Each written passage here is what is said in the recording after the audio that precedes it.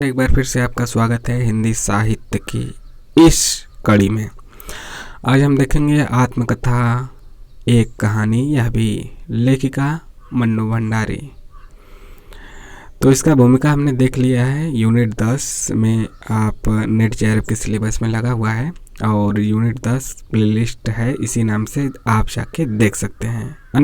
अन्य जो रचना है वह भी वहाँ पे आप देख सकते हैं। चैनल पे नए हैं या फिर पुराने सब्सक्राइब नहीं किए तो सब्सक्राइब भी कर लीजिए और लाइक शेयर भी। चलिए देखते हैं पहला पार्ट, एक कहानी यह भी का। ठीक है, जितना भी होगा 15 मिनट 20 मिनट आधे घंटे थोड़े थोड़े पार्ट में आपको करके बताया जाएगा। जहाँ तक उम्मीद है कि आपको लगभग 8 से 10 पार्ट में यह पूरे बुक ख़त्म होगी और पूरा बुक हम देखेंगे मन्नू भंडारी की कहानी जो है, उनके जीवन की कहानी जो उनकी आत्मकथा के रूप में है, एक कहानी यह भी। लेखन एक अनवरत यात्रा है, शुरू करते हैं। मतलब लेखन एक अनवरत यात्रा है जिसका न कोई अंत है न मंजिल, बस निरंतर चलते जाना है जिसकी अनिवार्यता है, शायद नियति भी। हर रचना एक पड़ाव जिसमें यहाँ तक पहुँचने के सुख संतोष से ज़्यादा आगे जाने का उत्साह भरा रहता है, पर कभी कभी यह क्रम उलट भी जाता है। अपने रचे का सुख संतोष और उससे मिलने वाला यश लेखक को एक ऐसी गहरी तृप्ति का बोध करा देता है जिसके आगे जाने का यह उत्साह लौट कर मुग्ध भाव से अपने रचे के इर्द गिर्द चक्कर लगाने लगता है। पिछले 10 वर्षों में अपने मन की 10 पंक्तियां भी न लिख पाने के पीछे कहीं यही कारण तो नहीं, बहुत ईमानदारी से मन का कोना कोना टटोल कर देख लिया। आत्ममुक्त तो क्या, मैं तो अपने लिखों के लेकर कभी आत्मतुष्ट भी नहीं हो पाई। लेखिका का कहना है, भरपूर आत्मतोष देने वाला कुछ लिखा ही नहीं, न स्तर की दृष्टि से न परिमाण की दृष्टि से। तब क्या मेरे सरोकार और प्राथमिकताएं बदल गई? लेकिन प्राथमिकता के क्रम में लिखना मेरा पहला और प्रमुख सरोकार तो कभी रह ही नहीं पाया। बेटी और घर जिसकी पूरी जिम्मेदारी मेरे ऊपर थी, के साथ नौकरी जो अपनी जिम्मेदारियों को निभाने के लिए अनिवार्य थी, के बीच में से ही लिखने के लिए समय और सुविधा जुटानी पड़ती थी और मैंने जो कुछ भी लिखा इन सब के बीच ही लिखा। इसकी कीमत पर कभी नहीं लिखा, लेकिन पहले हर स्तर पर संकट थे, कष्ट थे, समस्याएं थी, नसों को चटका देने वाले आघात थे, पर उनके साथ लगातार लिखना भी था, जो भी जैसा भी। आज ये सारी समस्याएं संकट समाप्त प्राय है, पर लिखना तो बिल्कुल ही समाप्त है। तो क्या संघर्षपूर्ण और समस्याग्रस्त जीवन ही लिखने के लिए अनिवार्य शर्त है? क्वेश्चन मार्क है। कभी कभी सोचता हूँ कहीं ऐसा तो नहीं कि मुझ में लिखने के प्रति पहले जैसी निष्ठा लगाव नहीं रहा। हो सकता है कि कारण यही हो, और है तो मुझे स्वीकार करने में कोई संकोच भी नहीं है।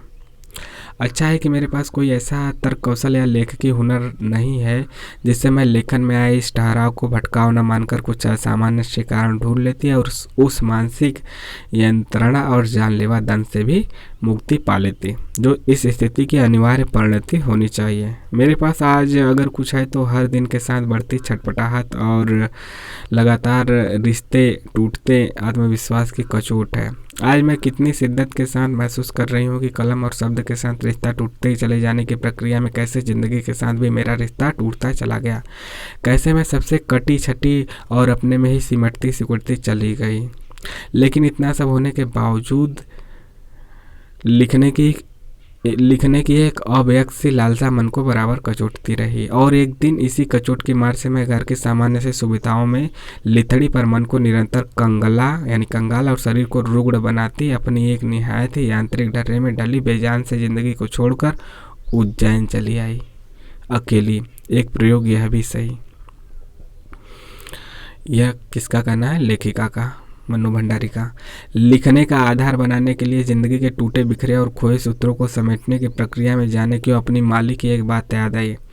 बिना स्थान साधन सुविधा और जानकारी के महज शौक के चलते मैंने अपने घर में थोड़े से गमले लगा रखे थे और मुझे उनसे बहुत लगाव था। एक दिन देखा कि बिना मौसम और प्रत्यक्ष कारण के एक गमले की ढेर सारी पत्तियां झड़ गई और 2-3 में ही वह पौधा चंद पत्तियों के साथ टहनियों का एक झुंड भर रह गया। 2-3 दिन में ही रह गया, मात्र ठूठ कुछ मेरी ही तरह। माली ने देखा तो बड़ी बेरहमी से बची खुची पत्तियों को भी नोच फेंका। मेरे मुंह से निकले अरे अरे अरे। कुछ सुनकर बड़ी सहजता से उसने अपनी भाषा में कहा, इन पत्तियों को तो अब झड़ना ही होगा, इनसे मोह रखकर अब काम नहीं चलेगा।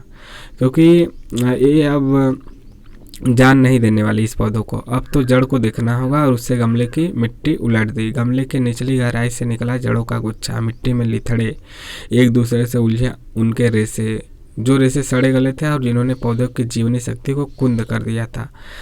उन्हें बड़ी निर्ममता से उसने तोड़ फेंका। जो स्वस्थ थे उन्हें साफ करके सहेजा संवारा। इन्हीं से अब पौधा रस ग्रहण करेगा, फलेगा फूलेगा। वह पूरी तरह अस्वस्थ था।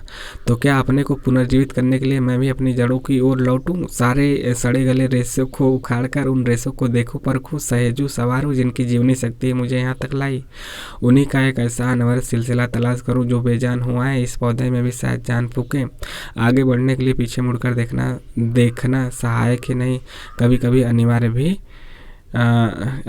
भी नहीं हो जाता। यादों की, घटनाओं की, स्थितियों की न जाने कितनी छोटी छोटी पोटलियाँ खुशी मिलेगी जो जरा सा स्पर्श पाते ही अपनी पूरी जीवंतता के साथ आ खड़ी होंगी। न जाने कितने पात्र अपने व्यक्तित्व के पूरे निखार के लिए अनुकूल घटनाओं की, तो न जाने कितनी घटनाएं अपने सारे अर्थ उजागर करने के लिए अनुकूल पात्रों की मांग करती, आपको उकसाती, प्रेरित करती, या फिर आज की स्थितियों में नए संदर्भों की मांग करती आपके सामने खड़ी होंगी एक चुनौती बनकर।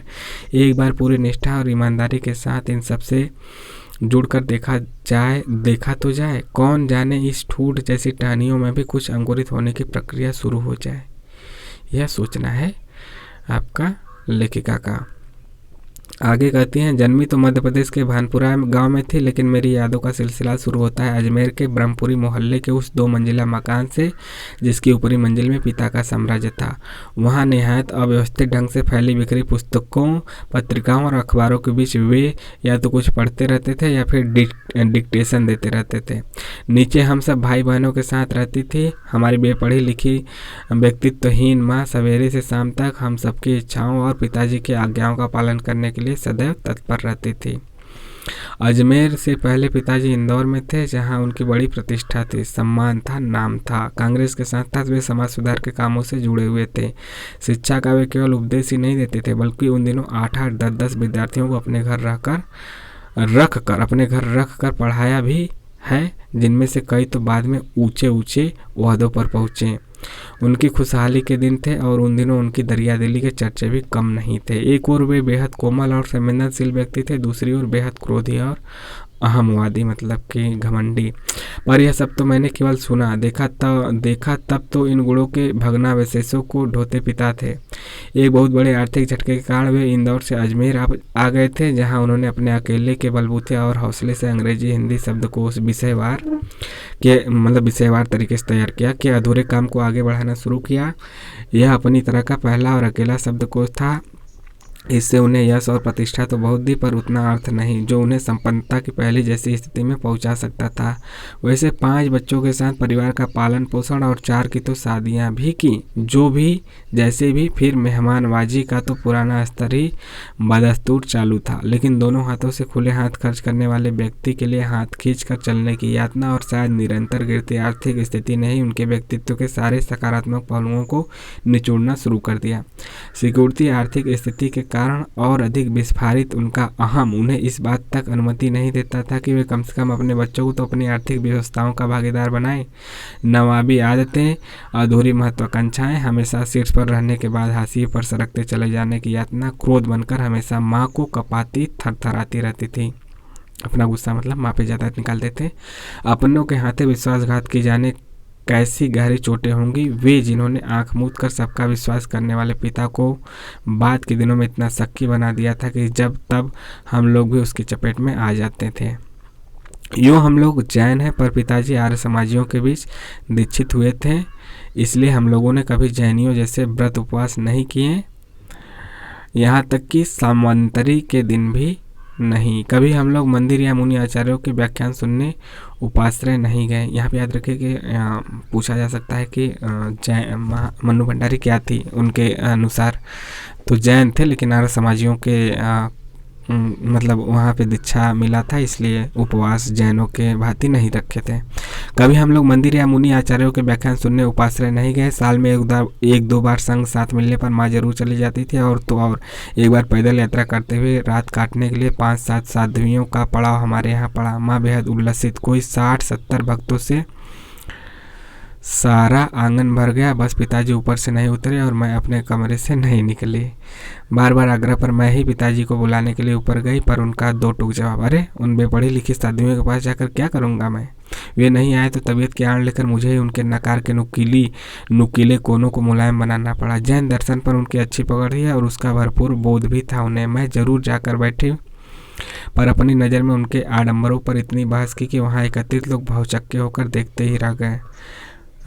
मारवाड़ी परिवार, लड़की की जात, नीची नज़र और बंद जबान का ठप्पा जिस पर जन्म के साथ ही चस्पा दिया जाता था, और ये तेवर, ये हौसला, मर्दों के बीच बैठकर साध्वियों से बहस। उन्हें क्या पता कि बहस करने की फितरत तो घुट्टी में मिली थी हमें। या मतलब कर रही हैं खुद, मतलब मनुमंडारी कर रही थी। आर्य समाजियों वाले हवन यज्ञ और मंत्रोच्चार भी कभी नहीं हुए हमारे यहाँ। पिताजी ने उनका समाज सुधार वाला पक्ष ही अपनाया था। आज से करीब 68 साल पहले बिना घूंघट पर्दे की गई बहन की शादी काफ़ी क्रांतिकारी कदम था। लड़कियों को लड़कों की तरह पढ़ाना, बाल विवाह और अन्य सामाजिक कुरीतियों का विरोध, आडम्बरों और ढकोसलों की छुट्टी, बचपन से ही यह सब देखा हमने। याद नहीं घर में कोई धार्मिक अनुष्ठान देखा हो कभी। जैनी होने के बावजूद पड़ोसियों की देखा देखी हम लोग जन्माष्टमी की झांकी जरूर सजाते थे, पर उसमें धर्म से ज़्यादा सजाने का शौक प्रमुख रहता था। धर्म से ज़्यादा सजाने का शौक प्रमुख रहता था। त्योहारों में केवल दिवाली मनाते थे। हाँ, उस दिन जरूर पूजा की थाली सजाई जाती थी और पिताजी माँ के बताए लक्ष्मी गणेश की मूर्तियों पर रोली, चावल, मिठाई, पानी, फूल आदि डालकर हाथ जोड़ते और 5 मिनट में पूजा से निवृत्त हो लेते थे। उनका असली त्यौहार तो उस दिन होता जिस दिन उनके कोष का कोई नया भाग छप कर आता या फिर कोई बहुत बड़ा आर्डर आता। उस दिन वे उतने ही कोमल, वत्सल और दरिया दिल हो जाते हैं। पिता वात्सल्य से भरे पिता, एक ही आदमी के कितने कितने रूप होते हैं मैंने तभी जाना। सही बात है। यह पितृगाथा मैं इसलिए नहीं गा रही हूँ कि मुझे उनका गौरव गान करना है, बल्कि मैं तो ये देखना चाहती हूँ कि उनके व्यक्तित्व की कौन सी खूबी और खामियां मेरे व्यक्तित्व के ताने बाने में गुथी हुई हैं, या कि अनजाने अनचाहे किए उनके व्यवहार ने मेरे भीतर किन ग्रंथियों को जन्म दिया। मैं काली हूँ, बचपन में दुबली और मरियल भी थी। मरियल, हाँ मरियल, मतलब जैसे लगेगा कि मरने वाली हूँ, मतलब एकदम पतली दुबली। गोरा रंग पिताजी की कमजोरी थी, सो बचपन में मुझसे 2 साल बड़ी, खूब गोरी, स्वस्थ और हंसमुख बहन सुशीला से हर बात में तुलना करते थे। और फिर मतलब कि गोरे रंग के उनकी बहन सुशीला क्या थे, गोरी थी, तो मनु भंडारी को उनसे तुलना करते थे। फिर उसकी प्रशंसा ने ही क्या मेरे भीतर ऐसे गहरे हीन भाव की ग्रंथि पैदा नहीं कर दी कि नाम, सम्मान और प्रतिष्ठा पाने के बावजूद आज तक मैं उससे उबर नहीं पाई हूँ। मतलब ये सब मिल गया, उसके बावजूद क्यों लगता है कि सही नहीं कर रहे थे पिताजी, या फिर यह सही नहीं है तुलना। आज भी परिचय करवाते समय जब कोई तरह तरह के विशेषण लगाकर मेरी लेखकी उपलब्धियों का जिक्र करने लगता है तो मैं संकोच से सिमट ही नहीं जाती, बल्कि गढ़ने को आती हूँ। शायद अचेतन के किसी पर्द के नीचे दबी इसी हीन भावना के चलते ही मैं अपनी किसी भी उपलब्धि पर भरोसा नहीं कर पाती। सब कुछ मुझे तुक्का ही लगता है। सही बताए तो ऐसा मुझे भी लगता है। जब मेरा नेट भी हुआ तब भी हमें लगा था कि कहीं ये तुक्का तो नहीं, फिर दोबारा हुआ तो भी दोबारा भी लगा कि कहीं तुक्का तो नहीं। पिताजी के जिस सकी स्वभाव पर मैं कभी भन्ना जाती थी, आज एकाएक अपने खंडित विश्वासों की व्यथा के नीचे मुझे उनके सकी स्वभाव की झलक ही दिखाई देती है। बहुत अपनों के हाथों विश्वासघात की गहरी व्यथा से उपजा शक, होश संभालने के बाद से ही जिन पिताजी से किसी न किसी बात पर हमेशा मेरी टक्कर रही, वे तो न जाने कितने रूपों में मुझ में हैं, कहीं कुंठाओं के रूप में, कहीं प्रतिक्रिया के रूप में, कहीं प्रतिछाया के रूप में। केवल बाहरी भिन्नता के आधार पर अपनी परंपराओं और पीढ़ियों को नकारने वालों को क्या सचमुच इस बात का बिल्कुल एहसास नहीं होता कि उनका आसन अतीत किस कदर उनके भीतर जड़ जमाए बैठा रहता है। समय का प्रभाव भले ही हमें विपरीत दिशाओं में बहा कर ले जाए, स्थितियों का दबाव भले ही हमारा रूप बदल दे, हमें पूरी तरह उससे मुक्त तो नहीं कर सकता। मतलब कि जो चीज़ें हैं जीवन का परिवेश है वो तो रहेगा ही पीढ़ियों का। पिता की चरित्र अपनी सारी गरिमा, सारी करुणा और सारे अंतर विरोधों के साथ मेरे मन में ज्यों का त्यों अंकित है। बार बार मुझे लिखने के लिए प्रेरित भी करता है, लेकिन कभी साहस नहीं हुआ कि उन पर कलम चलाऊं। जानती हूँ मैं उनके बहुआयामी व्यक्तित्व के साथ न्याय नहीं कर पाऊंगी, कुछ अपनी सीमा के कारण तो कुछ अपने पूर्वाग्रहों के कारण। पिता के ठीक विपरीत थी हमारी बेपढ़ी लिखी माँ। धरती से कुछ ज़्यादा ही धैर्य और सहन शक्ति थी उनमें शायद। पिताजी की हर ज्यादती को अपनी प्राप्य और बच्चों की हर उचित अनुचित फरमाइश और जिद को अपना फर्ज समझकर बड़े ही सहज भाव से स्वीकार करती थी वे। मतलब हर माँ ऐसी करती थी उस समय भी, इस समय भी लगभग, इस समय थोड़ा कम करती हैं नैनी माएँ। उन्होंने ज़िंदगी भर अपने लिए कुछ नहीं मांगा नहीं, चाहा नहीं, केवल दिया ही दिया। हम भाई बहनों का सारा लगाव शायद सहानुभूति से उपजा। माँ के साथ था लेकिन निहायत असहाय, मजबूरी में लिपटा। उनका यह त्याग कभी मेरा आदर्श नहीं बन सका, ना उनका त्याग न उनका सहिष्णु था। खैर जो भी हो, अब यह पैतृक पुराण यही समाप्त कर अपने पर लौटती हूँ।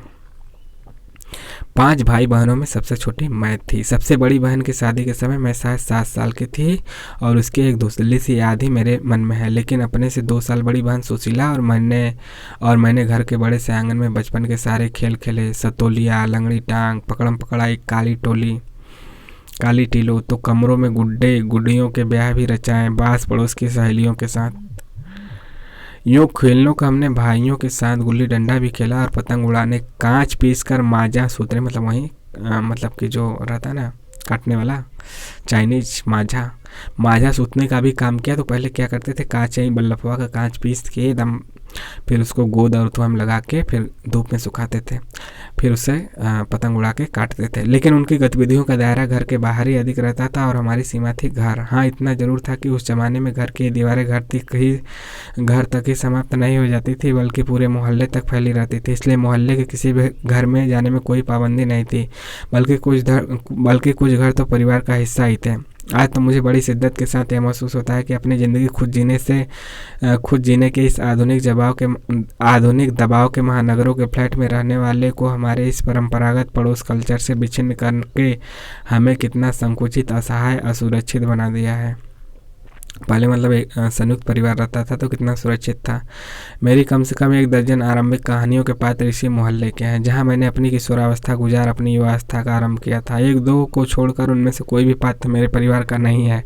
बस इनको देखते सुनते इनके बीच ही मैं बड़ी हुई थी, लेकिन इसकी छाप मेरे मन पर कितनी गहरी थी इस बात का एहसास तो मुझे कहानियाँ लिखते समय हुआ। इतने वर्षों के अंतराल ने भी उनकी भाव भंगिमा भाषा किसी को भी धुंधला नहीं किया था और बिना किसी विशेष प्रयास के बड़े सहज भाव से उतरते चले गए थे। उसी समय के दास साहब अपने व्यक्तित्व की अभिव्यक्ति के लिए अनुकूल परिस्थितियां पाते ही महाभोज रचना इनकी इतने वर्षों बाद कैसे एकाएक उसमें जीवित हो उठे, या मेरे अपने लिए भी आश्चर्य का विषय था, या फिर सुखद आश्चर्य का। इस जमाने में आज की तरह मनोरंजन के कोई साधन तो नहीं थे। महीनों 2 महीनों में भाइयों के साथ सिनेमा जाने की अनुमति मिलती थी, जो उत्सव जैसा लगता था। 2 दिन पहले तो उत्सुकता भरी प्रतीक्षा और 2 दिन बाद तक देखे हुए का थ्रिल मतलब याद रहता था। लड़कियों के अकेले इधर उधर जाने और घूमने फिरने का चलन तो था नहीं, सो स्कूल और खेल से बचे समय में हम किताबें पढ़ते थे, कहानी, उपन्यास। पिताजी का अपना एक अच्छा खासा निजी पुस्तकालय था, पर कथा साहित्य से शून्य। हाँ, शरद चंद्र की अनेक और प्रेमचंद की कुछ किताबें उसमें जरूर प्रवेश पा गई थी। और पर पड़ोस में प्रसिद्ध कांग्रेसी नेता जीतमल जी लुड़िया रहते थे। जीतमल जी लुड़िया रहते थे, जो प्रेस के साथ साथ पुस्तकें बेचने का काम भी करते थे। पता नहीं कैसा नाम रखे हैं, लुड़िया। कवर चढ़ाकर बड़ी एहतियात से पढ़ने की शर्त पर उनसे पुस्तकें मिल जाया करती थी, सो उन्हीं से चिपके रहते थे। लेखक की तब कोई अहमियत नहीं थी, न चुनाव करके पढ़ने की तमीज़। जो भी किताब हाथ में आ जाती पढ़ डालती, पर अच्छी वही लगती थी जो या तो किसी सामाजिक समस्या पर केंद्रित होती थी या फिर किसी क्रांतिकारी के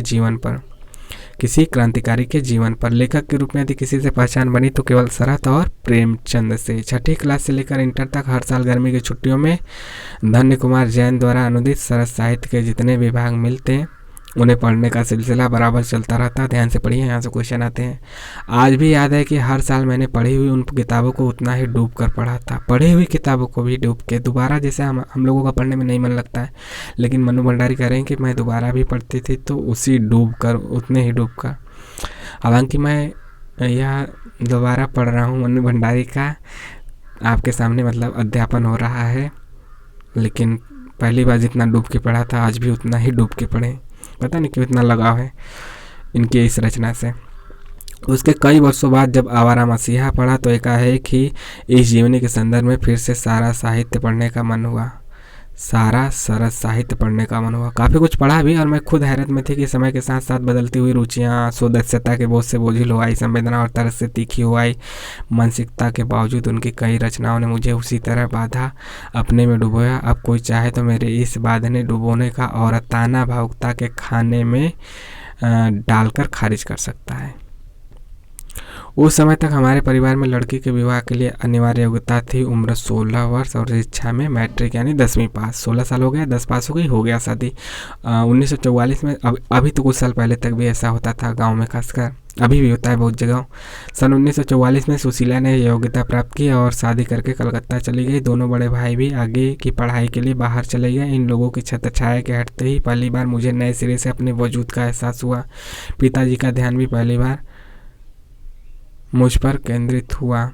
लड़कियों को जिस उम्र में स्कूली शिक्षा के साथ साथ सुघड़ गृहिणी और कुशल पाक शास्त्री बनाने के नुस्खे रटाए जाते थे, पिताजी का आग्रह रहता था कि मैं रसोई से दूर ही रहूं। रसोई को वो भट्टियार खाना कहते थे और उनके हिसाब से वहां रहना अपनी क्षमता और प्रतिभा को भट्टी में झोंकना था। घर में आए दिन विभिन्न राजनीतिक पार्टियों के जमावड़े होते थे, जिसमें कांग्रेस, प्रजा socialist party, communist party, RSS के लोग आते थे और जमकर बहसें होती थी। बहस करना पिताजी का प्रिय सगल था, यानी शौक था। चाय पानी या नाश्ता देने जाती तो पिताजी मुझे भी वहीं बैठने को कहते। वे चाहते थे कि मैं भी वहां बैठूं, सुनूं और जानूं कि देश में चारों ओर क्या कुछ हो रहा है।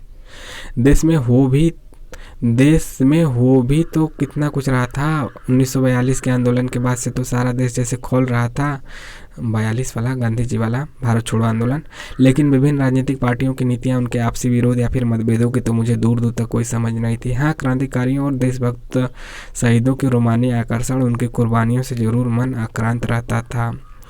10वीं कक्षा तक आलम यह था कि बिना किसी खास समझ के घर में होने वाली बहसें सुनती और बिना चुनाव किए बिना लेखक की अहमियत से मतलब कि 10वीं कक्षा तक याद रखिएगा, बिना चुनाव किए बिना लेखक की अहमियत से परिचित हुए किताबें पढ़ती थी। लेकिन सन 1945 में जैसे ही 10वीं पास करके मैं फर्स्ट ईयर यानी कि 11th में आई, इंटर फर्स्ट ईयर, हिंदी की प्राध्यापिका शीला अग्रवाल, क्वेश्चन पूछा गया है कि किसके सहयोग से, मतलब आगे है, किसके सहयोग से लेखिका ने क्रमबद्ध किताबों को पढ़ना शुरू किया। तो हिंदी की प्राध्यापिका शीला अग्रवाल से परिचय हुआ।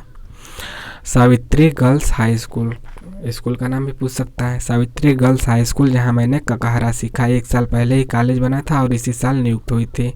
उन्होंने बाकायदा साहित्य की दुनिया में प्रवेश कराया। मात्र पढ़ने को चुनाव करके पढ़ने में बदला। खुद चुन चुन कर किताबें दी, पढ़ी हुई किताबों पर बहसें की। तो 2 साल बीतते न बीतते साहित्य की दुनिया शरतचंद और प्रेमचंद को जो पहले पढ़ती थी उससे बढ़कर जैनेन्द्र, अज्ञे, यशपाल, भगवती चरण वर्मा तक फैल गई और फिर तो फैलती ही चली गई। उस समय जैनेन्द्र जी की छोटे छोटे सरल सहज वाक्यों वाली शैली ने बहुत आकृष्ट किया। सुनीता, उनका उपन्यास बहुत अच्छा लगा था। आगे जी का उपन्यास शेखर एक जीवनी पढ़ा जरूर, पर उस समय वह मेरी समझ के सीमित दायरे में समा नहीं पाया था। कुछ सालों के बाद नदी के द्वीप पढ़ा तो उसने मन को इस कदर बांधा, मतलब हरिवंश राय बच्चन नहीं, नदी के द्वीप आगे का मतलब पढ़ा तो नदी के द्वीप पढ़ा तो उसने मन को इस कदर बाधा कि उसकी झोंक में शेखर को फिर से पड़ गई, इस बार कुछ समझ के साथ। वह शायद मूल्यों के मंथन का युग था। पाप पुण्य, नैतिक अनैतिक, सही गलत की बनी बनाई धारणाओं के आगे प्रश्न चिन्ह ही नहीं लग रहे थे, उन्हें ध्वस्त भी किया जा रहा था। इसी संदर्भ में जैनेन्द्र का त्यागपत्र, भगवती बाबू का चित्रलेखा, यह भी आ सकता है कि जैनेन्द्र का कौन सा पढ़ा, तो त्यागपत्र और भगवती चरण वर्मा का चित्रलेखा और शीला अग्रवाल के साथ लंबी लंबी बहसें करते हुए उस उम्र में जितना समझ सकती थी समझा। लेकिन मेरे प्रिय लेखक तब यशपाल थे। पूछा जा सकता है मनु भंडारी के प्रिय लेखक कौन थे, उनके एक कहानी अभी के अनुसार हो सकता उस समय, मतलब तो यह बताइएगा यशपाल। हो सकता है रचनाओं से अधिक उनका क्रांतिकारी जीवन इसके पीछे रहा हो, क्योंकि वह उम्र भी ऐसी ही थी और देश का माहौल भी। क्रांति की कैसी कैसी रोमानी भावनाएं आक्रांत किए रहती थी उन दिनों। अपने हाथ खर्च के पैसों से जो पहली 2 पुस्तकें मैंने खरीदी थी, यानी कि जो पॉकेट खर्च के लिए पैसे मिलते थे उससे उन्होंने पुस्तकें खरीदी थी। वे दादा कामरेड और पार्टी कामरेड ही थे। दादा कामरेड, यशपाल के पार्टी कामरेड, मतलब ये दोनों थे। उन्हें 2-3 बार पढ़ा था और लंबे समय तक उन पात्रों और स्थितियों की ललक भरी प्रतीक्षा बनी रही थी कि जो मुझे शैल या गीता बनने का अवसर देती। शायद यह उम्र का ही असर था कि नायिकाओं के साथ जीने की जगह नायिका बनकर जीना ज़्यादा अच्छा लगता था। आज भी मुझे अच्छी तरह याद है कि लाल लाल आंखें, बड़ी बड़ी मूछें, लट्ठे की पठानी सलवार पहनने वाला मोहल्ले का इकलौता गुंडा मिट्टू कैसे मुझे गीता बनने के लिए उकसाया करता था। लेकिन बात करना तो दूर, सामने पड़ जाने पर ही पसीना छूटने लगता था। तब तो रात में लेटे लेटे मैं गीता बनी उससे बातें करती, फिर देखती कि कैसे मेरे विश्वास और स्नेह से गुंडई झलकाने वाली उसकी आंखों की लाली कम कर दी है, वह बदल रहा है। उसके साथ के सारे संवाद भी मन में उभरते, लेकिन दूसरे ही दिन बाहर निकलते समय कहीं उसकी झलक कभी दिख जाती तो रात वाली गीता बिस्तर में ही छूट जाती और मन्नू भंडारी डरती कांपती गली में निकलती। मतलब डरती थी उसके उस व्यक्तित्व से। शीला अग्रवाल ने साहित्य का दायरा ही नहीं बढ़ाया था, बल्कि घर के चार दीवारी के बीच बैठकर देश की स्थितियों को जानने समझने का जो सिलसिला पिताजी ने शुरू किया था, उन्होंने वहां से खींचकर उसे भी स्थितियों की सक्रिय भागीदारी में बदल दिया। सन 46-47 जब देश आज़ाद होने वाला था, वे दिन थे, वे स्थितियाँ, उनमें वैसे भी घर में बैठे रहना संभव था भला? प्रभात फेरियाँ, हड़तालें, जुलूस, भाषण, हर शहर का चरित्र था और पूरे दमखम और जोश खरोश के साथ इन सब से जुड़ना हर युवा का उन्माद। मैं भी युवा थी और शीला अग्रवाल की जोशीली बातों ने रगों में बहते खून को लावे में बदल दिया। स्थिति यह हुई कि एक बवंडर शहर में मचा हुआ था और एक घर में। पिताजी की आज़ादी की सीमा यहीं तक थी कि उनकी उपस्थिति में घर में आए लोगों के बीच उठूं बैठूं, जानू समझूं, हाथ उठा उठा कर नारे लगाती, हड़तालें करवाती, लड़कों के साथ शहर की सड़कें नापती, मतलब जाती थी शहर में, और लड़कों को अपनी सारी आधुनिकता के बावजूद बर्दाश्त करना उनके लिए मुश्किल हो रहा था, तो किसी की दी हुई आज़ादी के दायरे में चलना मेरे लिए। जब रगों में लहू की जगह लावा बहता हो तो सारे निषेध, सारी वर्जनाएं और सारा भय कैसे ध्वस्त हो जाता है, यह तभी जाना। और अपने क्रोध से सबको थरथरा देने वाले पिताजी से टक्कर लेने का जो सिलसिला तब शुरू हुआ, राजन से शादी की तब तक वह चलता रहा। मतलब जब युवा हुई तो काफ़ी मतलब निर्भीक हो चुकी थी मन्नू भंडारी। यस, मतलब पिताजी से भी बहस करती थी, बाद में अपने पति राजेंद्र तक भी बहस करती रही। हालांकि राजेंद्र यादव की ज़्यादा गलती थी, उसमें आपको आगे पता चलेगा। यश कामना, बल्कि कहूँ कि यश लिप्सा पिताजी की सबसे बड़ी दुर्बलता थी और उनके जीवन की धुरी थी। यह सिद्धांत कि व्यक्ति को कुछ विशिष्ट बनकर जीना चाहिए, कुछ ऐसे काम करने चाहिए कि समाज में उसका नाम हो, सम्मान हो, प्रतिष्ठा हो, वर्चस्व हो। इसके चलते ही मैं एक बार उनके कोप से बच गई। एक बार कॉलेज से प्रिंसिपल का पत्र आया कि पिताजी आकर मिले और बताएं कि मेरी गतिविधियों के कारण मेरे खिलाफ अनुशासनात्मक कार्रवाई क्यों न की जाए। पत्र पढ़ते ही पिताजी आग बबूला। यह लड़की मुझे कहीं मुंह दिखाने लायक नहीं रखेगी, पता नहीं क्या क्या सुनना पड़ेगा वहाँ जाकर। 4 बच्चे पहले भी पढ़े, किसी ने यह दिन नहीं दिखाया। गुस्से से भन्नाते हुए ही वे गए थे। लौटकर क्या कहकर बरपा होगा इसका अनुमान था, सो मैं पड़ोस की एक मित्र के यहाँ जाकर बैठ गई। माँ से कह दिया कि लौटकर बहुत कुछ गुबार निकल जाए तब बुलाना। लेकिन जब माँ ने आकर कहा कि वे तो खुश ही हैं, चली चल, तो विश्वास नहीं हुआ। गई तो सही, लेकिन डरते डरते। सारे कॉलेज की लड़कियां पर इतना रोब है तेरा, पिताजी ने कहा। सारा कॉलेज तुम 3 लड़कियों के इशारे पर चल रहा है, पिताजी ऐसा बोले और मतलब गर्वान्वित हुए। प्रिंसिपल बहुत परेशान थी और बार बार आग्रह कर रही थी कि मैं तुझे घर बिठा लूँ, क्योंकि वे लोग किसी तरह डरा धमका कर डांट डपट कर लड़कियों को क्लासों में भेजते हैं। अगर तुम लोग एक इशारा कर दो तो क्लास छोड़कर बाहर आ जाओ तो सारी लड़कियां निकलकर मैदान में जमा होकर नारे लगाने लगती हैं। तुम लोगों के मारे कॉलेज चलाना मुश्किल हो गया उन लोगों के लिए। कहाँ तो जाते समय पिताजी मुंह दिखाने से घबरा रहे थे और कहाँ बड़े गर्व से कहकर आए कि यह तो आज पूरे देश की पुकार है, इस पर कोई कैसे रोक लगा सकता है भला। बेहद गदगद स्वर में पिताजी यह सब सुनाते रहे और मैं अवाक। मुझे न अपनी आंखों पर विश्वास हो रहा था, न अपने कानों पर यह हकीकत थी। एक घटना और, आज़ाद हिंद फौज के मुकदमे का सिलसिला था। सभी कॉलेज, स्कूल, दुकानों के लिए हड़ताल का आह्वान था। जो नहीं कर रहे थे, छात्रों का एक बहुत बड़ा समूह जिसमें हम लोग भी थे, वहां जाकर करवा रहे थे। शाम को अजमेर का पूरा विद्यार्थी वर्ग चौपड़ यानी मुख्य बाजार का चौराहा पर इकट्ठा हुआ। फिर हुई भाषणबाजी। इस बीच पिताजी के एक निहायत दकियानुसी मित्र ने घर आकर अच्छी तरह पिताजी की लू उतारी। अरे उस मन्नू को तो मत मारी गई है भंडारी जी, पर आपको क्या हुआ? ठीक है, आपने लड़कियों को आज़ादी दी, पर देखते हैं आप जाने कैसे कैसे उल्टे सीधे लड़कों के साथ हड़तालें करवाती, हुड़दंग मचाती फिर रही हुआ। हमारे आपके घरों की लड़कियों को शोभा देता है यह सब? कोई मान मर्यादा इज्जत आबरू का ख्याल भी रह गया है आपको या नहीं? वे तो आग लगा कर चले गए और पिताजी सारे दिन भभकते रहे। बस अब यहीं रह गया है, लोग आकर थूथू करे, घर आकर थूथू करे और चले जाएं। बंद करो अब इस मन्नू का घर से बाहर निकलना। मतलब आके आग लगा दिया तो फिर पिताजी क्रोधित हो गए और कहा कि बंद करो इस मन्नू का घर से बाहर निकलना। इस सब से बेखबर मैं रात होने पर घर लौटी तो पिताजी के एक बेहद अंतरंग और अभिन्न मित्र ही नहीं, अजमेर के सबसे प्रतिष्ठित और सम्मानित और जिनका नाम था डॉक्टर अम्बालाल जी बैठे थे। मुझे देखते ही उन्होंने बड़ी गर्मजोशी से स्वागत किया। आओ आओ मन्नू। मैं तो चौपड़ पर तुम्हारा भाषण सुनते ही सीधा भंडारी जी को बधाई देने चला आया।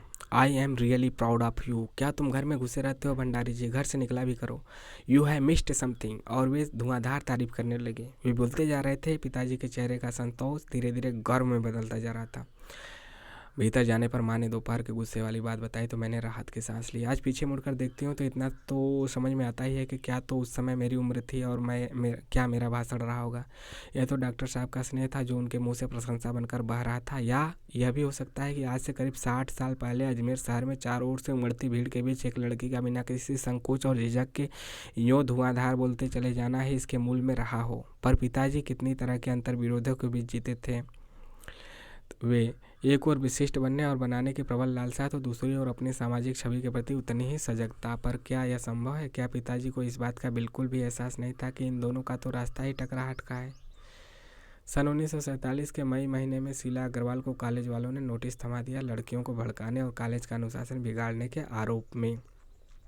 इस बात को लेकर हुड़दंग न मचे, इसलिए जुलाई में 3rd ईयर की क्लासेस बंद करके हम दो तीन छात्राओं का प्रवेश निषिद्ध कर दिया गया।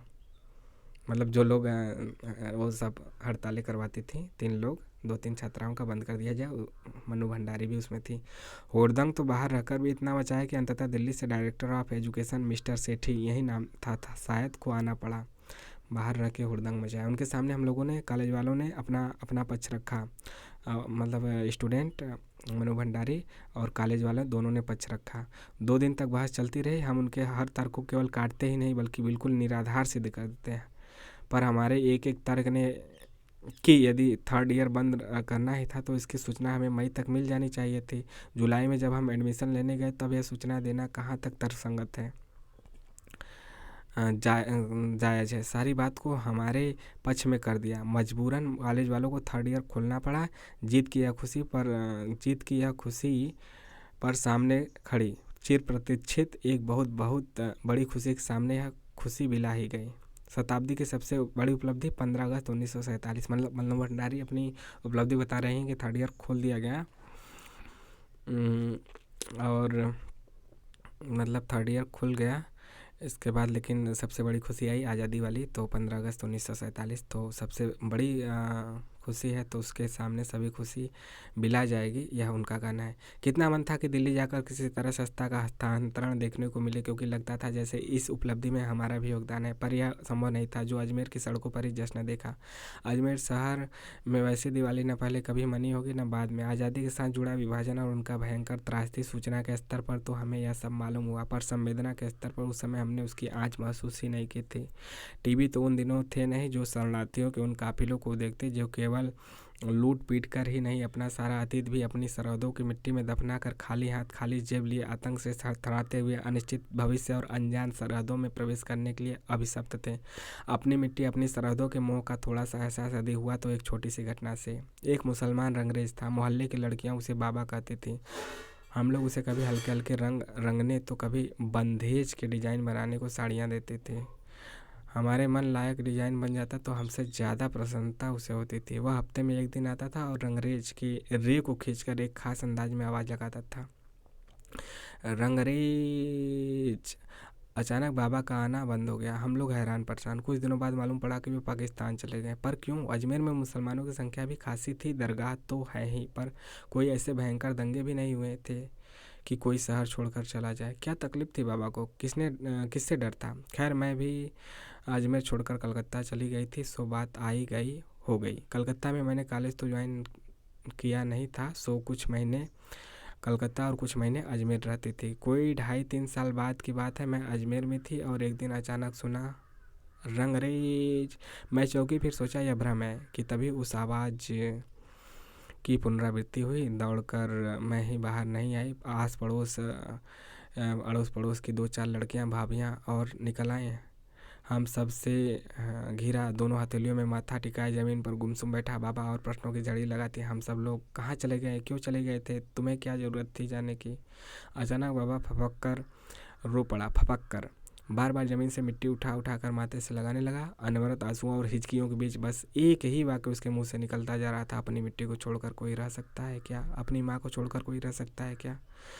राजस्थानी भाषा में वह यही वाक्य बार बार दोहराया जा रहा था। वहाँ के सभी रंगरेज और अनेक मुसलमान ठेठ राजस्थानी ही बोलते हैं, जैसे बंगाल के मुसलमान बंगाला बोलते हैं। उस दिन पहली बार समझ में आया कि यह मातृभाषा प्रेम नहीं, यह तो उस जगह का, उस मिट्टी का प्रेम है, भाषा जिसका अविच्छिन्न हिस्सा है। पता नहीं क्यों बरसों तक यह दृश्य मेरे अंदर खुदा रह गया। उसके बाद तो जब भी सरहदों के बंटवारे की बात या विस्थापन की बात पड़ती सुनती, यह दृश्य फिर सजीव उठता। सही बात है, होगा ही, जो मतलब उस समय हो जाएगा। सिर पर बैठे हुक्मरान सनक में लिपटे अपने अहम की तुष्टि के लिए सरहदों को जब जोड़ते तोड़ते घटाते बढ़ाते रहते हैं, तो क्या एक बार भी उन्हें अपनी ज़मीन से जुड़े, अपनी ज़मीन को जान से भी ज़्यादा प्यार करने वाले लोगों का ध्यान नहीं आता। खैर, यह एक अवान्तर प्रसंग है, जो आज जो एक भावुकता भरा प्रलाप भी लग सकता है, शायद लगेगा भी, पर नहीं जानते आज़ादी और विभाजन की बात के साथ मेरे मन में बाबा क्यों जुड़ बैठे हैं। और आज़ादी की बात आई तो बाबा को तो आना ही था। शीला जी के दिल्ली आईपी कॉलेज में चले जाने के बाद, शीला जी जो उनकी शिक्षिका थी, अब कहाँ चली गई, दिल्ली आईपी कॉलेज में चले जाने के बाद अब मेरे लिए भी अजमेर रहने का कोई आकर्षण नहीं रह गया था। मतलब उनका प्रेम था अपने टीचर से, इसलिए मैं भी अजमेर छोड़कर कलकत्ता चली गई, अपने बड़े भाई बहनों के पास। चली तो गई, पर यह भी नहीं सोचा कि इससे पढ़ाई का नियमित सिलसिला टूट जाएगा। वह टूटा और बिना किसी मदद के कलकत्ता से बीए और बनारस से एमए किया, लेकिन प्राइवेटली किया। पर यह मात्र डिग्री पाने का आयोजन भर था, असली शिक्षा नहीं। उन दिनों कॉलेज और यूनिवर्सिटी में आज की तरह सिर्फ पढ़ाया भर नहीं जाता था, आपके पूरे व्यक्तित्व को संवारा जाता था। आज तो केवल पढ़ाया जाता है ना, आजकल केवल फर्जी, मतलब बस डिग्री देने का हुआ है कि डिग्री मिल जाए। और मैं उससे वंचित ही रही, लेखिका वंचित रही, हम भी वंचित रहे, क्योंकि ग्रेजुएशन तक तो हमने पढ़ा, जबकि एमए हमने डिस्टेंस मोड में इग्नू से किया है। आप लोगों को पता नहीं होगा तो जान जाइए। तो मैं भी एमए से वंचित रहा, लेकिन हाँ, खुद पढ़ा तो फिर जाना।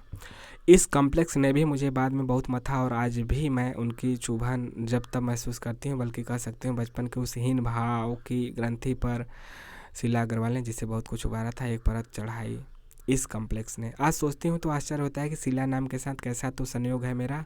15 वर्ष से 17 वर्ष की कच्ची उम्र में शीला जी ने साहस और आत्मविश्वास से भरकर उस समय चलने के लिए एक दिशा दी थी, जीवन को अर्थ दिया था, मेरी भीतरी शक्ति और व्यक्तित्व के सारे सकारात्मक पहलुओं को उजागर किया था। तो कलकत्ता में सुशीला, जो कि बड़ी बहन ने, तो जब तब मेरे अस्तित्व को ही बचाया। अपने सारे दुख दर्द, हारी बीमारी, नौकरी के साथ बच्ची को पालने के संकट, नशे चटका देने वाले मानसिक आघात और भावनात्मक झटके, तब से लेकर आज तक मैं उसी के सहारे झेलती आई हूँ। यो तो अपने सभी बड़े भाई बहनों का आगाज स्नेह सहयोग मुझे हमेशा ही मिलता रहा है। बड़े जीजाजी ने तो मुझे हमेशा अपनी बिटिया ही समझा। जीवन में मिली अनेक नियामतों में से एक है घने रूप से जुड़ा गुथा मेरा यह परिवार, जिसमें सगे चचेरे का कभी कोई भेद ही नहीं रहा। एक के संकट को सबने अपना संकट माना, तो एक की खुशी को सबको पुलकित करती चली गई। ऐसे ही मतलब होना चाहिए एक परिवार में और देश में। अपना संकट माना तो एक की खुशी को सबको पुलकित करती चली गई। बहुत बड़ी शक्ति रही है यह मेरी। पाँव के नीचे की ठोस जमीन। कलकत्ता जाने के बाद पुस्तकें पढ़ने का जो क्रम टूटा, उसे जोड़ा कोमल कोठारी ने। काफ़ी कुछ पढ़ाया था, कोमल कोठारी का नाम भी याद रखिए। काफ़ी कुछ पढ़ाया था उन्होंने भी, केवल पढ़ाया ही नहीं, बहस चर्चा भी करते थे।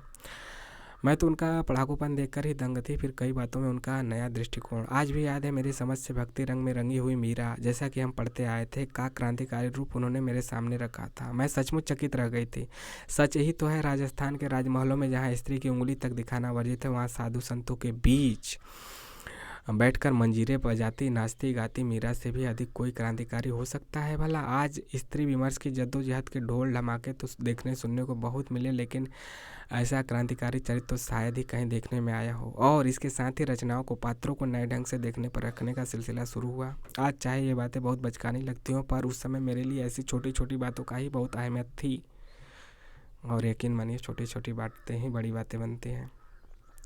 कोमल कोठारी तो जल्दी कलकत्ता छोड़कर चले गए और उनके जाते हुए उस तरह पढ़ने और पढ़े पर चर्चा करने का सिलसिला भी टूट गया। मैंने भी अपने को सब ओर से समेट कर एमए की तैयारी में लगा। हिंदी में एमए करना है तो बनारस से करो। सुझाव ने 1 वर्ष का अंतराल तो और बढ़ा ही दिया, पर असली संकट था इंटर के बाद हिंदी से संबंध केवल हिंदी उपन्यासों की सरस दुनिया तक ही रह गया था। इसके चलते कहीं एमए किया जा सकता है था भला, बिना किसी साथी सहयोगी और दिशा निर्देश के भाषा विज्ञान और काव्य शास्त्र जैसे ठस और ठोस विषयों में डुबकी लगाना काफ़ी कठिन लग रहा था। जैसे कि हम लोगों को भी लगता होगा भाषा विज्ञान और काव्य शास्त्र थोड़ा सा कठिन। खैर जैसे तैसे वह बैतरणी भी पार किया और 1952 में मैंने एमए पास किया। पूछा जा सकता है कि मनु भंडारी ने किस सन में एमए पास किया, और डिग्री तो मिल गई लेकिन साहित्य का अकादमी पक्ष कमजोर ही रहा, जैसा कि हम लोगों का भी है। और इसे स्वीकार करने में मुझे कोई शर्म संकोच या फिर झिझक न पहले मुझे कभी थी न आज है कि ज़िंदगी भर पढ़ाने के बावजूद आज भी वह काफ़ी कमज़ोर ही है। हाँ, अपना विषय पढ़ाने में मुझे कभी कोई परेशानी नहीं रही और न ही मेरी छात्राओं को कभी किसी तरह की शिकायत हुई। छात्राओं के बीच मिली लोकप्रियता और उनके प्रति अपने दायित्व को पूरी लगन और निष्ठा के साथ निभाने के सुख संतोष को मैं अपनी बहुत बड़ी उपलब्धि मानती हूँ। और मैं भी आपके सामने पूरी निष्ठा के साथ इन चीज़ों को लाने का प्रयास करता हूँ। इसमें भी मुझे बहुत काफ़ी सुख संतोष मिलता है। आपको यह कैसा लगा पहला पार्ट? हो सकता है कि मतलब कई पार्ट में हो, धैर्य बना के रखिएगा। 9-10 पार्ट में भी हो सकता है ख़त्म हो, पहला पार्ट ही था। कैसा लगा कमेंट करके ज़रूर बताइए, और चैनल को सब्सक्राइब नहीं किया है तो सब्सक्राइब के साथ लाइक और शेयर भी करते रहिए। मिलते हैं नेक्स्ट वीडियो में। जय हिंद, जय भारत। आपका दिन शुभ हो।